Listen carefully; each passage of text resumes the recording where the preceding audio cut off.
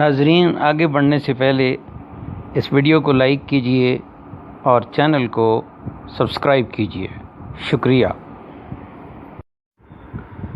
اعوذ باللہ من الشیطان الرجیم، بسم اللہ الرحمن الرحیم، الحمدللہ رب العالمین، والصلاة والسلام علی اشرف الانبیاء والمرسلین وعلی آلہ واصحابہ اجمعین، اما بعد۔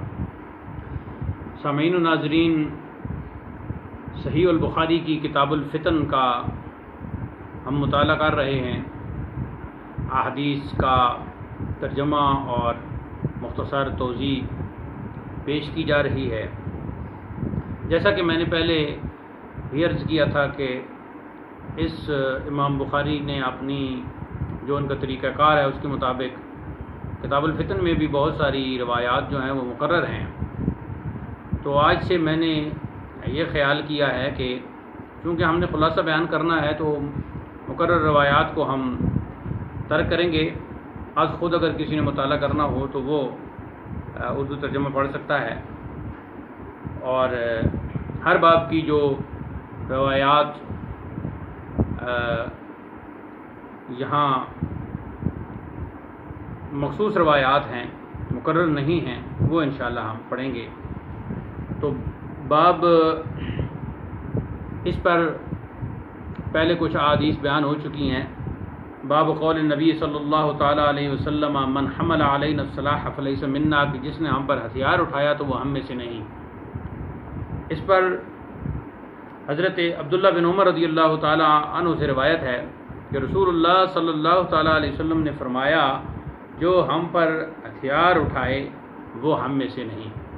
اس لیے کہ خواہ مخواہ ہتھیار اٹھانا معاذ اپنے کسی مقصد کے لیے تو وہ فتنے کا پیش خیمہ ثابت ہوگا۔ اس میں حضرت ابو موسیٰ رضی اللہ تعالیٰ عنہ کی روایت ہم پہلے بیان کر چکے ہیں۔ اس کے الفاظ یہ ہیں، عن النبی صلی اللہ علیہ وسلم قال من حمل علینا السلاح فلیس منا، یعنی ابو موسیٰ اشعری رضی اللہ تعالیٰ عنہ بیان کرتے ہیں کہ نبی کریم صلی اللہ علیہ وسلم نے ارشاد فرمایا، جو ہم پر ہتھیار اٹھائے وہ ہم میں سے نہیں۔ تو اس سے مراد یہی ہے کہ بلا وجہ شرعی ناحق کسی مسلمان کسی مسلمان بھائی سے لڑنے کے لیے ہتھیار اٹھانا۔ فلیس منا، فلیس منی جہاں کہیں بھی استعمال ہو تو اس کا مفہوم یہ ہے کہ وہ ہمارے طریقے پر نہیں ہے۔ اگلی حدیث، ان حمام سمیت ابا ہریرہ رضی اللہ تعالی عنہ عن النبی صلی اللہ تعالی علیہ وسلم قال لا یشیر احدکم علی اخیہ بالسلاح فانه لا یدری لعل الشیطان ینزغ من یدہ فیقع فی حفرۃ من النار۔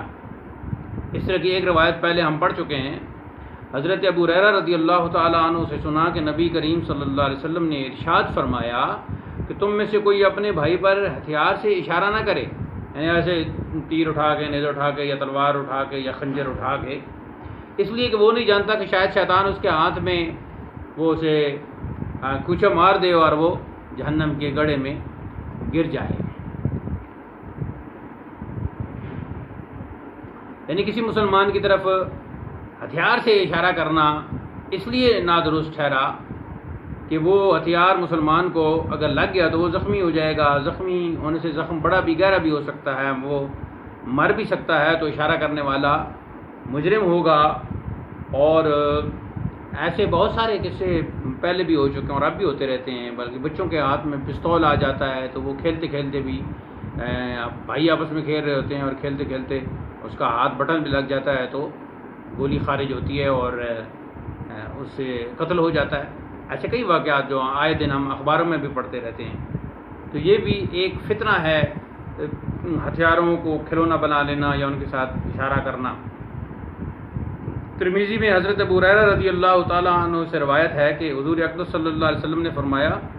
جو اپنے بھائی کی جانب لوہے سے اشارہ کرے تو اس پر فرشتے لعنت کرتے ہیں۔ اب یہ حدیث جو ہے نا مزید تشریح کے لیے آ گئی کہ فرشتوں کی لعنت اس پر ہوتی ہے۔ اگلا باب ہے باب اذا التقى المسلمان بسیفہما، یعنی جب دو مسلمان اپنی تلواروں کے ساتھ ملیں، یعنی کہ لڑائی کریں، بھڑیں۔ اس میں جو حدیث ہے امام بخاری نے پہلے نقل کی ہے، حدثنا حماد عن رجل لم يسمي عن الحسن قال خرجت ليعي الفتنة فاستقبلني أبو بكر فقال أين تريد؟ قلت أريد نصرة ابن عم رسول الله صلى الله عليه وسلم قال رسول الله صلى الله تعالى عليه وسلم إذا تواجه المسلمان بسيفهما فكلاهما من أهل النار قيل هذا القاتل وما بال المقتول قال إنه قد أراد قتل صاحبه قال حماد بن زيد فذكرت هذا الحديث لأيوب ويونس بن عبيد وأنا أريد أن يحدثاني به فقال إنما روى هذا الحسن عن الأحنف بن قيس عن أبي بكرة. یعنی ہم سے حماد نے حدیث بیان کی کہ ایک شخص نے روایت کرتے ان کا نام انہوں نے نہیں لیا. شخص کہا حضرت حسن بصری رضی اللہ تعالیٰ عنہ سے روایت کرتے ہوئے اس شخص نے کہا کہ فتنے کے دنوں میں میں اپنے ہتھیار کے ساتھ نکلا تو میری ملاقات ابو بکرہ سے ہوئی. انہوں نے پوچھا کہ کہاں کا ارادہ ہے؟ میں نے کہا رسول اللہ صلی اللہ علیہ وسلم کے چچا کے صاحبزادے کی مدد کا ارادہ رکھتا ہوں. تو ابو بکرہ نے کہا کہ رسول اللہ صلی اللہ علیہ وسلم نے تو فرمایا کہ جب دو مسلمان ایک دوسرے کو اپنی تلواروں سے ماریں تو دونوں اہل نار سے ہیں. عرض کیا گیا یہ قاتل ہے تو مقتول کا کیا قصور ہے؟ تو آپ صلی اللہ علیہ وسلم نے ارشاد فرمایا اس نے اپنے سامنے والے کے قتل کا ارادہ کیا تھا تو وہ مقتول ہو کر بھی پہلے قاتل تھا. حماد بن زید نے کہا کہ میں نے اس حدیث کو ایوب اور یونس بن عبید سے ذکر کیا تو مقصد میرا یہ تھا کہ اس حدیث کو دونوں مجھ سے بیان کریں اور انہوں دونوں نے کہا کہ اسے حسن نے احنف بن قیس سے روایت کیا اور انہوں نے ابو بکرہ سے. تو اب اس میں جو جنگ صحابہ کی ہو چکی ہیں ان کی طرف بھی اس روایت کو آپ لے جا سکتے ہیں. اس پر جو فتنہ کی راتیں ہیں نا وہ تو خاص مراد ہیں جنگ جمل اور جنگ صفین. جنگ جمل اہل سنت کا اس پر اتفاق ہے کہ جنگ جمل اور جنگ صفین دونوں میں حق جو ہے حضرت مولا علی مولا المسلمین امیر المومنین علی المرتضیٰ کے ساتھ تھا. اور ان کے اس موضوع پر انشاءاللہ ہم الگ گفتگو کریں گے. اگرچہ پہلے میں ہم گفتگو کر چکے ہیں لیکن اس کی ریکارڈنگ شاید ہمارے ہاں موجود نہیں ہے. اس موضوع پر انشاءاللہ اللہ تعالیٰ نے جب موقع دیا تو ہم خصوصی گفتگو کریں گے. تو ان کے متحارب خطا پر تھے مگر چونکہ ان کی خطا اجتہادی تھی جس پر مواخذہ نہیں. تو حضرت ابو بکرہ رضی اللہ تعالیٰ نے جو حدیث ذکر کی وہ حق ہے اور اس سے مراد بلا وجہ شرعی یعنی شرعی وجہ کے بغیر لڑنا ہے.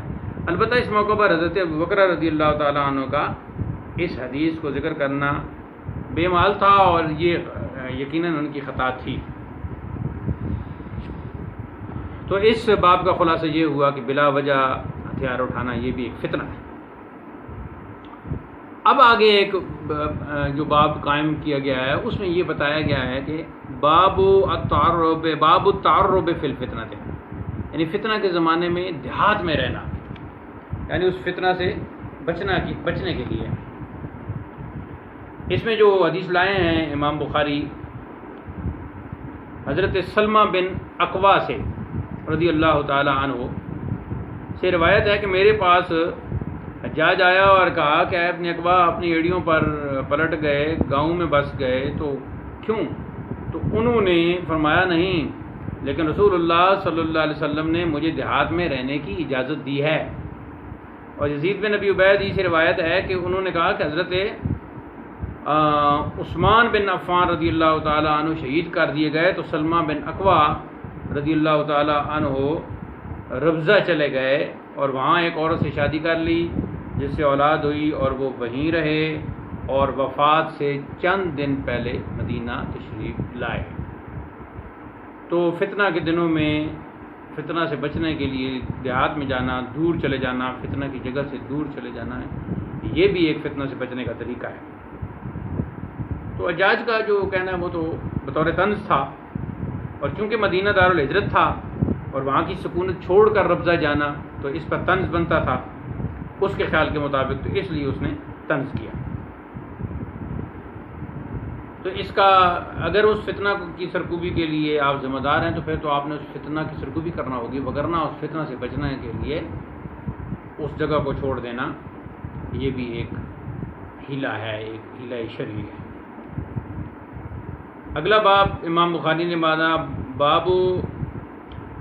الفتنۃ تموج کموج البحر، وہ فتنہ جو سمندر کی موج کی طرح اٹھے۔ اس میں تعلیق جو لائے ہیں، وقال ابن عیینۃ عن خلف ابن حوشب قال كانوا يستحبون ان يتمثلوا بهذه الابيات عند الفتن، اور وہ یعنی خلف بن حوشب نے کہا کہ فتنوں کے وقت لوگ ان اشعار کا پڑھنا پسند کرتے تھے، اور یہ اشعار آگے ہیں: الحرب اول ما تكون فتیۃ تسعى بزینتها لكل جہول، الحرب اول ما تكون فتیۃ، یہ اس کا وزن ہے، تسعى بزینتها لكل جہول،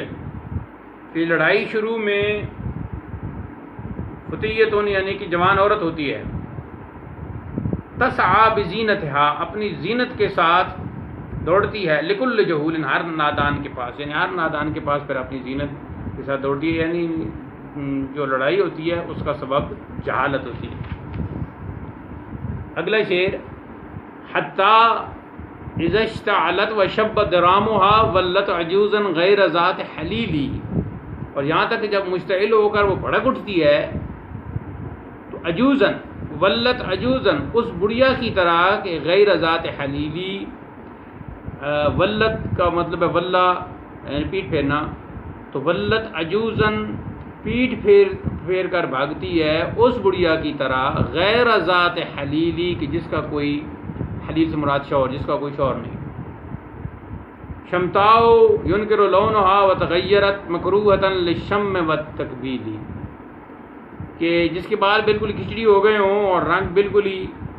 لونہا تغیرت، بالکل ہی رنگ اس کا تبدیل ہو گیا ہو اور جھریاں پڑ گئی ہوں، مکروہتا جس کا، للشم میں کہ جس کا سونگنا، اور جس کا والتکویل مطلب چومنا بوسہ لینا، جس کا سونگنا اور جس کا بوسہ لینا بھی ناپسند ہو گیا ہو۔ یہ ایسی بوڑھی ہے یہ لڑائی۔ یہ اشعار امرؤ القیس کے ہیں، اور کچھ لوگوں کا یہ کہنا ہے کہ یہ اشعار عمر بن معدی کرب زبیدی کے ہیں، تو زیادہ شارحین جو ہیں وہ یہی کہتے ہیں کہ صحیح یہ ہے کہ یہ اشعار عمر بن معدی کرب زبیدی کے ہیں۔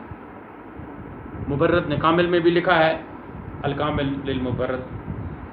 تو حاصل اس کا یہ ہے کہ شروع میں لڑائی جو ہے نا بڑی اچھی معلوم ہوتی ہے، وہ اس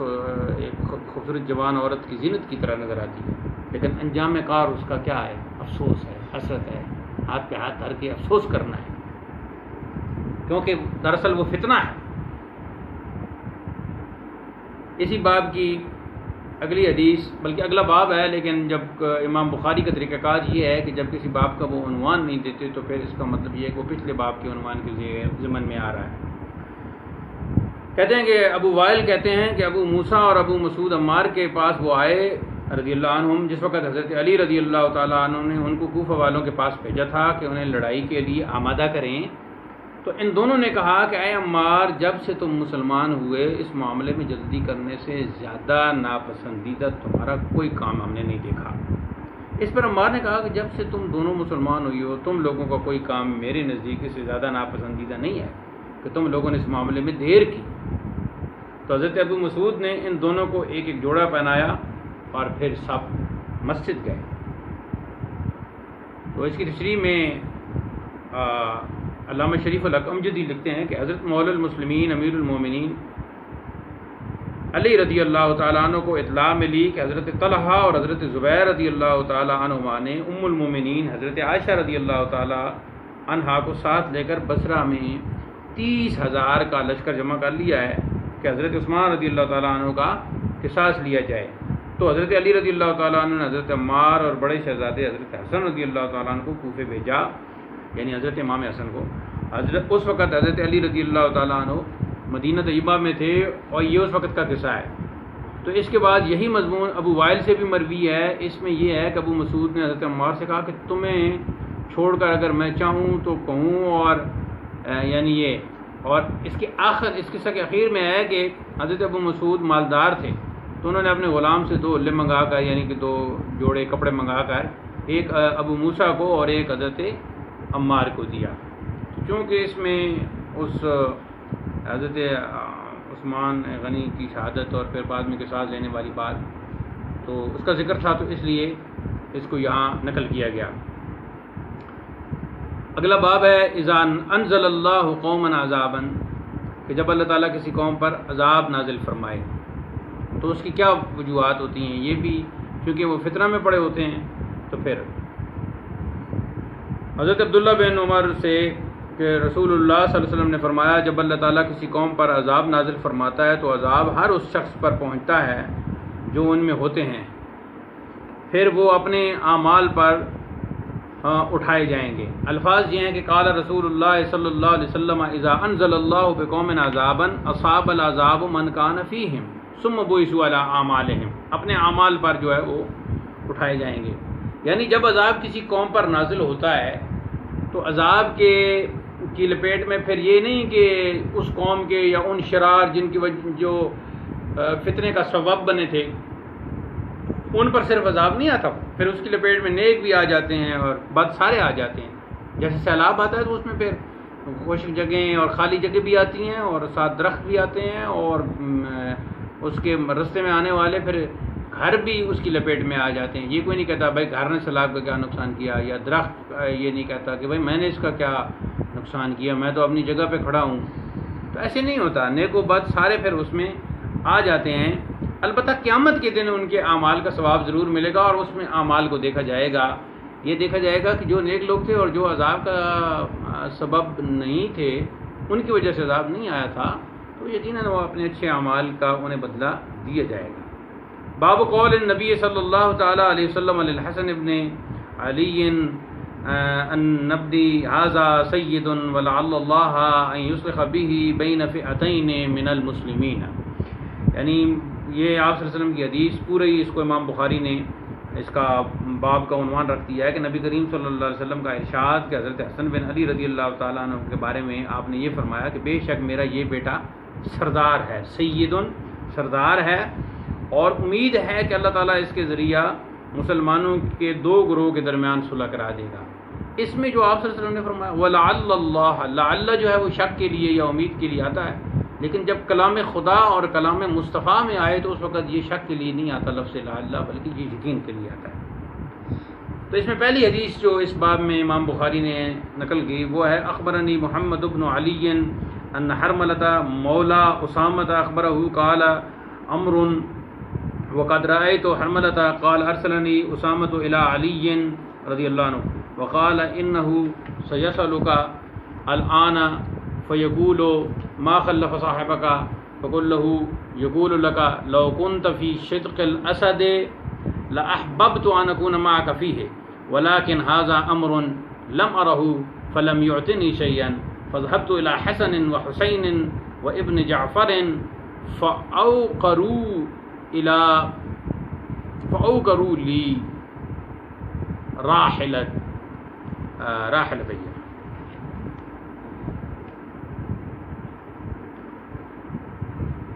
ترجمہ یہ ہے کہ محمد بن علی باکر نے خبر دی کہ انہیں حضرت اسامہ کے غلام حرملہ نے خبر دی، اور عمر نے کہا اور میں نے حرملہ کو دیکھا کہ حرملہ نے کہا مجھے اس میں ہمارے سامنے جو نسخہ اس میں حرملہ ہا کے اوپر زبر ہے، کچھ پیش بھی پڑھتے ہیں حرملہ، لیکن ہم حرملہ پڑھیں گے کیونکہ ہمارا یہ جو نسخہ اس میں زبر ہے۔ حرملہ نے کہا کہ مجھے اسامہ نے حضرت علی کے پاس بھیجا اور کہا کہ وہ تم سے ابھی پوچھیں گے کہ کس چیز نے تمہارے صاحب کو میری مدد سے پیچھے رکھا، تو ان سے کہنا کہ وہ کہتے ہیں کہ اگر آپ شیر کے جبڑے میں ہوتے، شدق الاسد شیر کے جبڑے میں ہوتے تو بھی میں آپ کے ساتھ رہنا پسند کرتا، لیکن یہ معاملہ ایسا ہے جس کو میں نے نہیں دیکھا۔ حرملہ نے کہا حضرت علی نے تو مجھ کو کچھ نہیں دیا۔ جس کے بعد حسن اور حسین اور عبداللہ جعفر کے پاس گیا تو انہوں نے میرے دونوں اونٹ یہ جو ہے فَأَوْقَرُوا لِي راحلتیہ، یعنی راحلتن سے مراد ایک اونٹ اور پھر یہ تثنیہ یعنی مثنی کا صیغہ ہے، فَأَوْقَرُوا لِي راحلتیہ، تو انہوں نے میرے دونوں اونٹ لا دیے، یعنی بہت کچھ مجھے عطا فرما دیا اور سامان۔ تو جنگ جمل اور صفین کے موقع پر حضرت اسامہ کسی کے ساتھ نہ تھے، اگرچہ حضرت علی سے غایت درجہ محبت بھی رکھتے تھے مگر ان کا ساتھ نہ دیا۔ ضرورت پر اپنے غلام حرملہ کو حضرت علی کی خدمت میں بھیجا تو حضرت اسامہ نے اپنی فراست سے جان لیا تھا کہ حضرت علی رحمہ اللہ سے یہ ضرور پوچھیں گے کہ اسامہ نے میرے ساتھ کیوں نہیں دیا. انہوں نے کہا کہ جب وہ یہ پوچھیں گے تو یہ کہہ دینا, یہ بات کر دینا, جیسا کہ روایت میں آیا ہے. تو پھر جب وہ گئے اس لیے حضرت اسامہ نے حرملہ کو اپنا عذر بتا دیا تھا. تو حضرت اسامہ کی عرضداشت کا حاصل یہ تھا کہ آپ پر تو اپنی جان بھی قربان کرنے کو تیار ہوں, لیکن یہ لڑائیاں مسلمانوں سے تھیں, تو اس لیے میں شریک نہ ہوا کہ بھئی مد مقابل بھی تو مسلمان ہیں. تو اس پر کیونکہ ایک دفعہ میں نے جنگ میں ایک کافر کو قتل کرنا چاہا, یہ حضرت اسامہ کہہ رہے ہیں کہ ایک دفعہ میں نے ایک جنگ میں ایک کافر کو قتل کرنا چاہا تو اس نے مسلمان ہونے کا اقرار کر لیا. یہ بات میں پہلے بھی بیان کر چکا ہوں, لیکن کسی اور ویڈیو میں کسی اور ریکارڈنگ میں وہ موجود ہوگی. تو یہ بات حضرت اسامہ کی ہے. تو اس نے مسلمان ہونے کا اقرار کر لیا. میں نے یہ سمجھا کہ اس نے جان بچانے کے لیے اقرار ایمان کیا ہے, دل سے مسلمان نہیں ہوا. اس پر حضور اقدس صلی اللہ علیہ وسلم نے مجھ پر عتاب فرمایا کہ تم نے اس کا دل چیر کر کیوں نہیں دیکھا, کیسے یہ کہہ سکتے ہو. تو اب یہاں اس حدیث کا جو باب کے ساتھ تعلق ہے وہ یہ ہے کہ اس میں حضرت امام حسن مجتبیٰ کی سخاوت کا ذکر ہے اور جو سیادت کی شان ہے. تو اس طرح یہ بھی اس باب میں, لیکن چونکہ اس میں جنگ جمل اور صفین اور حضرت اسامہ کا شریک نہ ہونا یہ ذکر کیا گیا ہے, تو چونکہ وہ اس کو ایک فتنہ سمجھ رہے تھے اپنے خیال کے مطابق, اگرچہ حضرت علی تو حق پر تھے لیکن مد مقابل تو فتنے کی زد میں آئیں گے. اس لیے امام بخاری نے اس حدیث کو یہاں اس کتاب الفتن میں بیان کیا ہے, جیسا کہ خاک صاحب کے ذہن میں آ رہا ہے. تو یہاں ہم آج کا جو مطالعہ ہے وہ اختتام پذیر ہوتا ہے, اور انشاءاللہ یہ مزید کچھ ویڈیوز بنے گی جس میں انشاءاللہ صحیح البخاری کی کتاب الفتن کا پورا خلاصہ اس میں آ جائے گا. اور جیسا کہ میں نے پہلے عرض کیا کہ کچھ روایات جو محض سند کا اختلاف ہوتا ہے, باقی مضمون وہی ہوتا ہے, تو وہ میں اس لیے نہیں پڑھ رہا کہ پھر اس طرح ہمارا سلسلہ بہت طویل ہو جائے گا. اور باقی جو فتن کے حوالے سے ہم نے خصوصی باتیں کرنی ہیں, اور آج کل جو غزوہ ہند کے حوالے سے مختلف بحثیں چلی ہوئی ہیں, تو میں چاہ رہا ہوں کہ کچھ ہی دنوں تک میں غزوہ ہند کے حوالے سے بھی جو میرے اپنے ذاتی خیالات ہیں وہ میں پیش کروں. تو کیا وہ لوگ درست ہیں جو یہ کہتے ہیں کہ محمد بن قاسم جب آیا تھا تو غزوہ ہند بس اس وقت ہو گیا تھا, کیا یہ سوچ درست ہے؟ تو اس پر انشاءاللہ میں اپنے خیالات کا اظہار کروں گا. اللہ تعالیٰ ہماری اس سعی کو قبول فرمائے اور ہمیں فطروں سے آگاہ فرمائے اور فطروں سے بچنے کی توفیق مرحمت فرمائے.